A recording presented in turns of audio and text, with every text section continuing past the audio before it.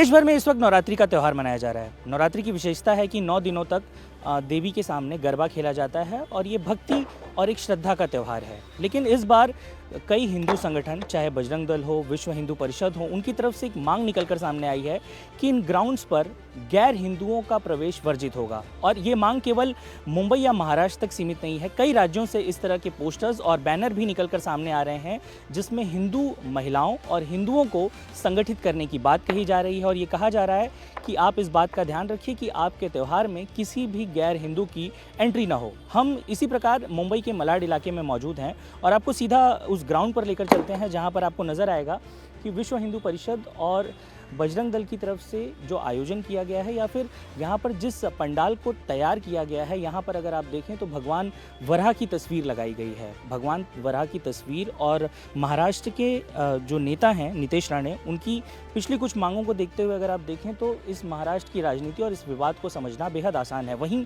अगर बात की जाए तो कुछ और भी पोस्टर्स यहाँ आपको देखने को मिल जाएंगे जहाँ पर साफ तौर पर लिखा गया है कि हर हिंदू लड़की से निवेदन, तू दुर्गा बन जा चाहे काली बन जा, हिंदू शेरनी बन जा या झांसी की रानी बन जा, बस लव जिहाद का शिकार मत बन। तो इस तरह के जो पोस्टर्स हैं ये कई जगहों पर, ख़ास तौर पर अगर बात की जाए भोपाल की, राजस्थान की और कई ऐसे स्टेट्स की जो लगातार ये मांग कर रहे हैं, गुजरात में कई ऐसे पोस्टर्स देखने को मिले। महाराष्ट्र के नागपुर में भी हमने देखा कि एंट्री पॉइंट्स पर भगवान वराह की तस्वीर लगाई गई थी। इसी प्रकार यहाँ पर एक और पोस्टर लगा हुआ है जो चर्चा का विषय बना है लव जिहाद को लेकर। इस पर साफ तौर पर लिखा है कि तू दुर्गा बन, तू काली बन, कभी ना बुरखे वाली बन।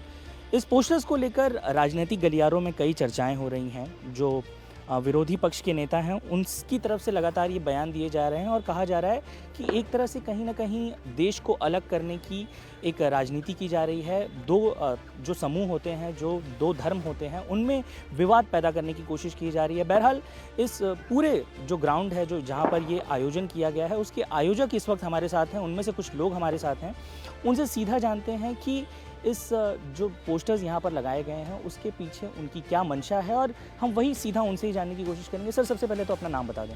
मेरा नाम एडवोकेट सिद्धार्थ शर्मा है, भारतीय जनता पार्टी का सचिव हूँ मैं, उत्तर मुंबई का। सिद्धार्थ जी, मैं आपसे पहला सवाल यही पूछूंगा कि ये जो पोस्टर्स लगाए गए हैं ये विपक्ष कह रहा है कि ये राजनीति से प्रेरित है और जिस तरह के यहाँ पर पोस्टर्स लगे हैं ये दो धर्मों को अलग करने की कहीं ना कहीं मंशा को दिखाता है।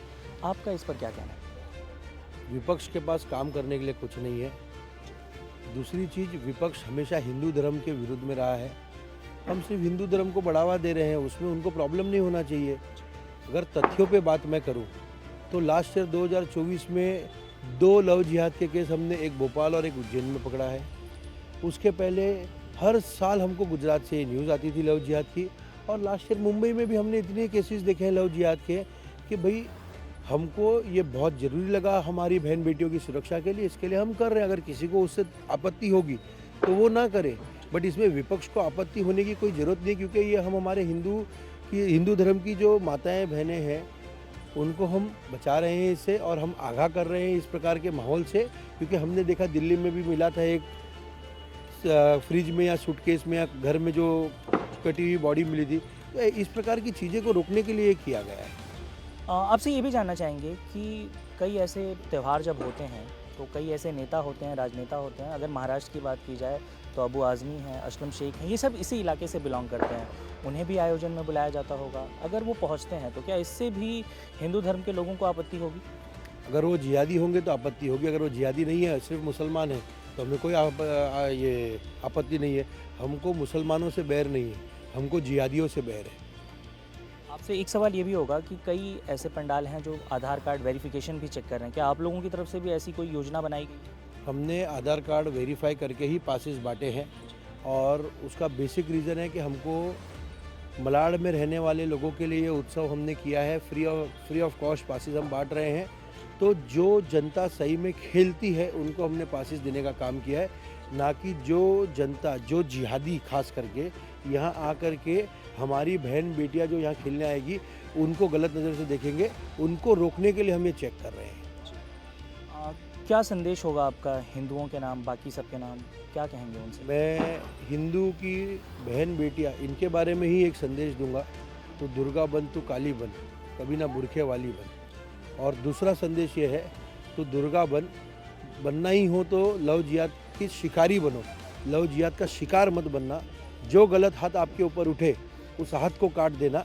हमारे देश के संविधान और कानून में ये प्रावधान है, खुद की सुरक्षा करने के लिए हमको अगर कुछ शस्त्र उठाना पड़े तो उठाना भी पड़ेगा। सिद्धार्थ, आपसे आखिरी सवाल होगा कि ये निश्चित कैसे होगा कि जैसे अगर मुसलमान यहाँ आता है, आपने कहा मुसलमानों से बैर नहीं है, जिहादियों से है, ये कैसे अलग होंगे? आपने तो सबके लिए प्रवेश बंद कर रखा होगा।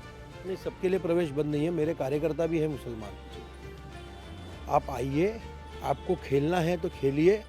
आप अगर खेल नहीं रहे हो और आप किसी को छेड़ रहे हो जाकर के, क्योंकि ये किस प्रकार से शुरुआत होती है उसका बहुत सादा सीधा सिंपल उदाहरण है।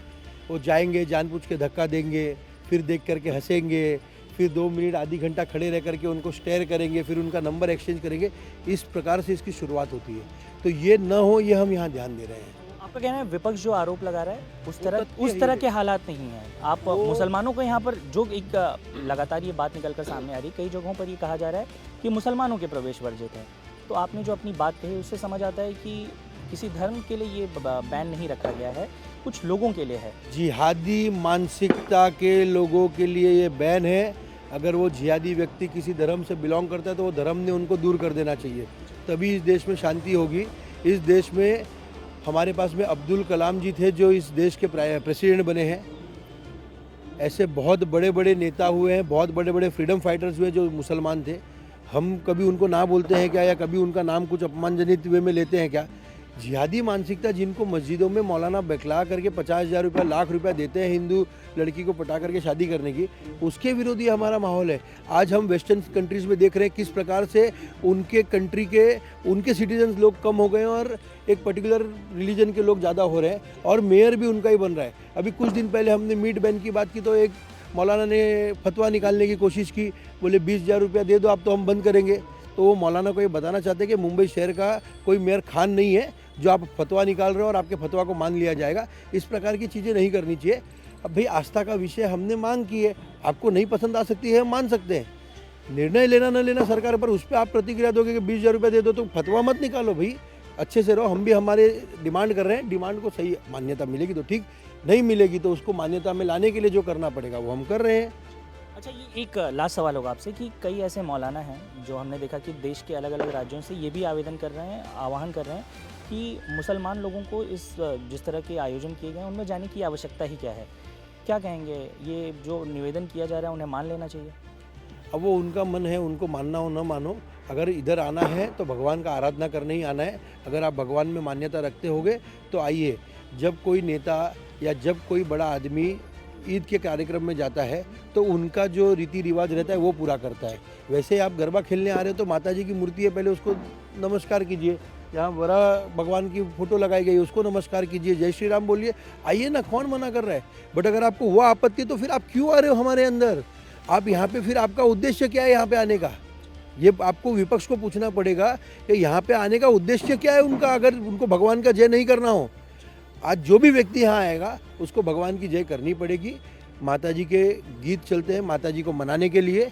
माता जी मान जाए, हमारी मनोकामना पूरी करे, पूरे देश में सुख शांति रहे, इसके लिए ये आराधना करी जाती है। अब वो इसमें आएंगे और कुछ गलत हरकत करेंगे तो पुराने टाइम में भी ऋषि मुनि के टाइम पे भी ये होता था कि भाई जब कोई यज्ञ हवन कुछ या ऐसा बड़े कार्यक्रम होते थे तब राक्षस असुर दानव ये उस भवन या कोई पूजा को भंग करने आते थे। वैसे ये जिहादी लोग आज उस समय के दानव जो थे आज जिहादी लोग हो चुके हैं। वो इंडिया टीवी से बात करने के लिए बहुत बहुत धन्यवाद।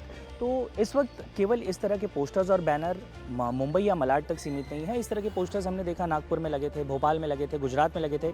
कई जगहों पर ये मांग की जा रही है। मुस्लिम धर्म के लोगों की तरफ से भी कहा गया है कि ये हिंदुओं की आस्था का त्यौहार है। तो ऐसे में जो लोग वहाँ जाना चाहते हैं उन्हें जाने का कोई मतलब ही नहीं बनता। और आयोजकों का भी साफ तौर पर यही कहना है कि यहाँ पर किसी धर्म या किसी व्यक्ति विशेष के लिए वो नहीं रोका गया है। जो हिंदू महिलाएं हैं उनकी सुरक्षा को ध्यान में रखते हुए इस आयोजन को किया गया है और उसी आधार पर ये पोस्टर्स और ये बैनर लगाए गए हैं। जो ये लव जात का जो बैनर लगाया है बिल्कुल सही लगाया है जो आयोजन लोगों ने किया है, क्योंकि हमने भी काफ़ी सारे ऐसे मतलब केस सुने हैं अखबारों में यहाँ वहाँ जो भी हो। तो मेरे हिसाब से तो बहुत सही है। और हिंदू धर्म है, हिंदू जात का त्यौहार है तो हिंदुओं के लिए तो बहुत सही है, खास करके लड़कियों के लिए। डांस कोई नहीं देखेगा मगर लड़कियों को शस्त्र उठाना, और ये तो हिंदू धर्म का पहला प्रतीक है कि करना चाहिए, लड़की को आना चाहिए। तो अगर हमारा धर्म है तो हम चाहेंगे कि हमारे धर्म के ही यहाँ पे आए, अदर धर्म के हो तो हम ऐसे अलाउ नहीं करेंगे। काफ़ी धर्म में होता है कि हमारा ये धर्म, हमारा ये धर्म, मगर हमारा जो धर्म है वो सबसे बेस्ट है। हमारे धर्म में इतना कुछ नहीं होता, मगर बाकी धर्मों में जैसे हिंदू धर्म को बोला जाता है वो हिसाब से हमारा धर्म बहुत सही है। तो अगर ये लगाया तो बहुत सही है और लड़कियों को इस पर गौर करना चाहिए कि अगर हमें किसी को डांस नहीं दिखाना है, लड़कियों को शस्त्र उठाना बहुत ज़रूरी है कि उनकी सुरक्षा के लिए। आजकल लड़कियाँ अगर अकेली भी जाएंगी, दुकेली भी जाएंगी तो उनको स्वयं के लिए लड़ना आना बहुत ज़रूरी है। तो मेरे हिसाब से तो जो पोस्टर लगाया बहुत सही लगाया है और बहुत अच्छा प्रबंध किया है इन लोगों ने।